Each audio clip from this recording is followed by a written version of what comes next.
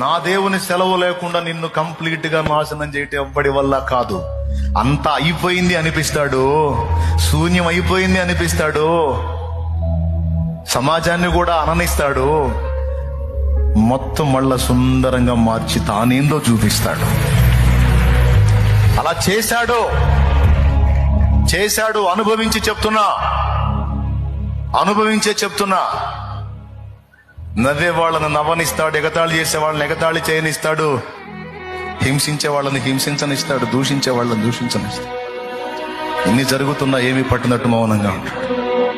ఎందుకంటే నీ నమ్మకత్వం ఏంటో, నీ విశ్వాసత ఏంటో నిర్ధారణ చేసుకోవడానికి. కొన్ని ప్రతికూలతలు కూడా రాణిస్తాడు, చేదైన అనుభవాలు రాణిస్తాడు. మరి నీ ఒరిజినాలిటీ తేలాలి కదా, నిన్ను బట్టి రేపు మెచ్చుకోవాలి కదా.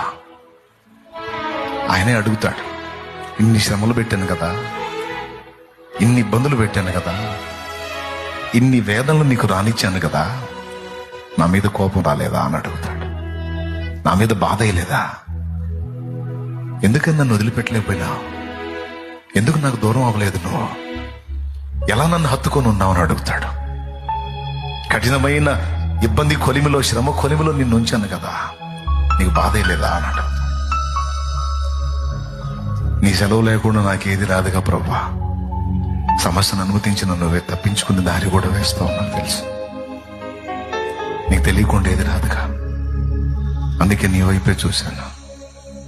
బలా నమ్మకమైన కుమారుడా, నమ్మకమైన కుమారి, దా చూసారా నా కుమారుడు, చూసారా నా కుమారి అని నా దేవుడు మెచ్చుకుంటాడు.